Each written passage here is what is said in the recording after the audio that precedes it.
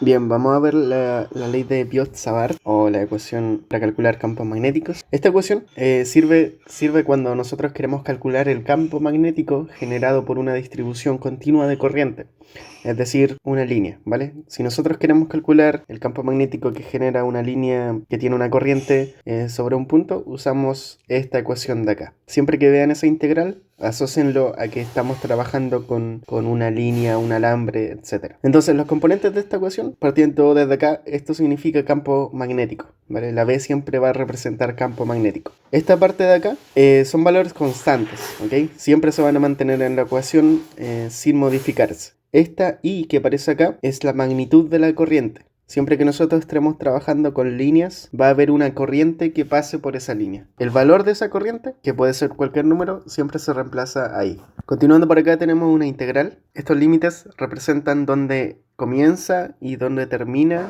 la línea que nosotros estamos integrando. Este dl, ¿vale? Es una pequeña porción de nuestra línea, de nuestro alambre, y tiene tres formas de ser representadas, ¿vale? En tres casos. La primera es que si nosotros tenemos un alambre horizontal, es decir, que en un plano cartesiano, por ejemplo, nuestro alambre esté así, ¿vale? Paralelo al eje X. Si tenemos ese caso, nuestro dl, ¿vale? Lo vamos a reemplazar por un dx. Y a esto se le asocia un vector, ¿vale? Porque el dl que estamos trabajando acá es un vector. Y ese vector depende de la dirección de la corriente, ¿vale? Como les decía, en un alambre siempre va a haber una corriente que se mueva por ahí. Entonces, si la corriente en este alambre, por ejemplo, va hacia la derecha, el valor que vamos a colocar en el dx sería y tongo positivo. Recuerden esto siempre. Si va hacia la derecha, y tongo positivo.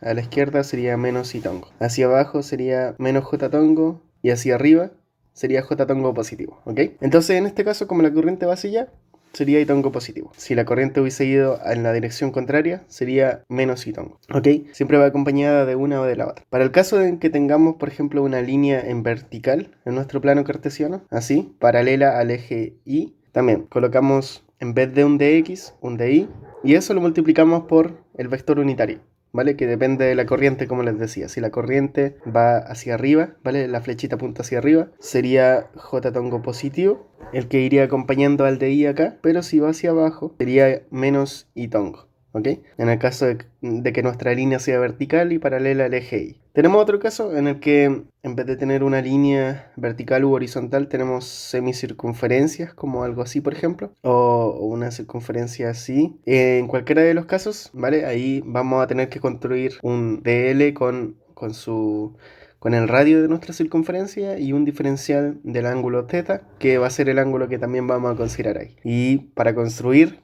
los vectores unitarios que nosotros construimos acá, tendremos que usar coseno y seno y así ir construyendo ese vector. Es un proceso un poco más largo, pero ahí lo vamos a ir viendo con detalle. Y esto siempre va a ser en los casos que tengamos semicircunferencias. Continuando por acá, tenemos RP y R'. Recordemos que RP significa un vector que va desde el origen hacia el punto donde se quiere calcular el campo magnético, ¿ok? Si en el enunciado nos dicen calcule el campo magnético que genera la línea sobre X punto, ese punto va a ser nuestro punto donde queremos calcular el campo magnético. Entonces, desde el origen, siempre, sacamos un vector que va desde ahí hacia ese punto de interés. El R', por otro lado, es un vector que también va desde el origen y tiene que llegar hasta el dl. ¿Okay? Como vimos, el dl es una pequeña porción de nuestra línea y por lo tanto este R' va a ser un vector que va desde el origen hacia ese punto. Lo vamos a ver en detalle en el ejercicio. Otra cosa que vemos acá es esta X que está entre medio del dl y el RP menos R'. ¿Vale? Esta X es un producto cruz, es una forma de multiplicar vectores. Y ese producto cruz, para realizarlo, idealmente tienen que tener esto en cuenta, ¿vale? Este circulito que sirve mucho. Y funciona de la siguiente manera. Si nosotros, por ejemplo, tenemos I, el I tongo, y lo queremos multiplicar por J tongo, I cruz J, el resultado de eso va a ser el vector siguiente, ¿ok? Es decir, K tongo, ¿vale?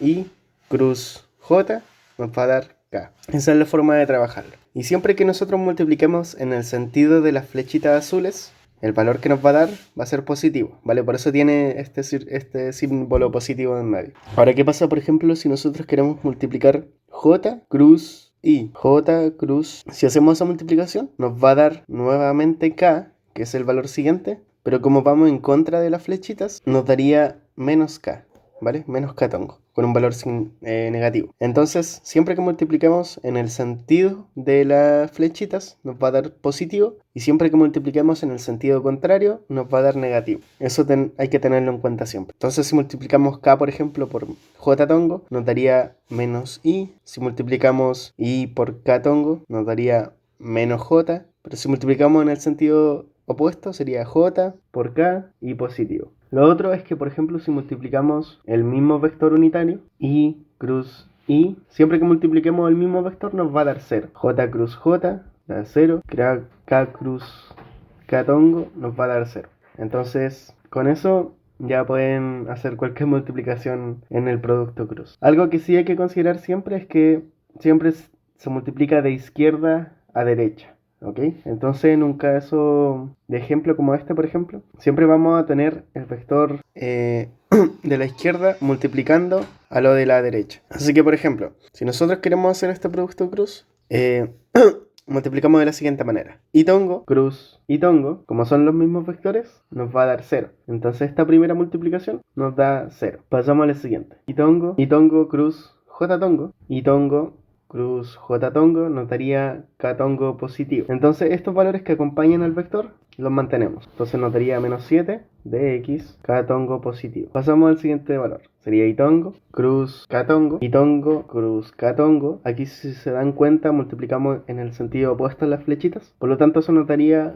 j tongo pero negativo. Entonces mantenemos los valores que acompañaban al vector, menos 89 de x, y cruz k nos daría menos j. Entonces sería menos j tongo.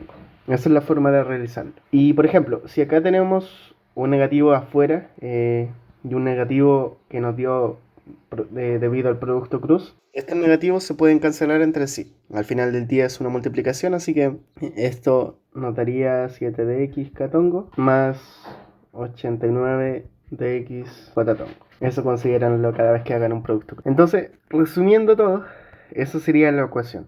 Considerando todas estas cosas en cuenta, podemos hacer cualquier tipo de ejercicio con esta ley de Biot-Savart. Bien, aquí también tenemos la ley de fuerza magnética, que es esta ecuación de acá. Y esta ley sirve siempre que nosotros queramos calcular la fuerza que ejerce un campo magnético externo sobre nuestro alambre. ¿Vale? Aquí, como tenemos la integral, siempre vamos a asociarlo a un alambre. Entonces, como vimos, son componentes muy similares a las que tenemos en la ecuación anterior, ¿vale? Esto significaba el valor de la corriente que pasa por el alambre.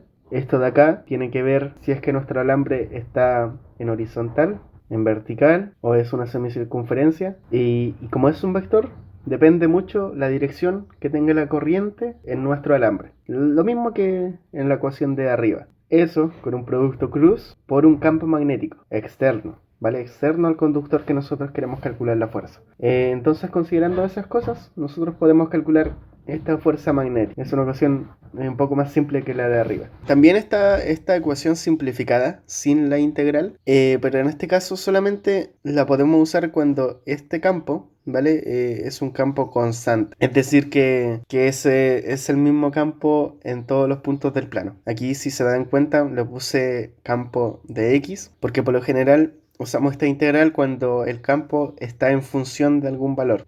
Puede ser de x, también puede ser de y o de z, etc. Siempre que este campo sea una función y no un valor constante, usamos esta ecuación de acá, ¿vale?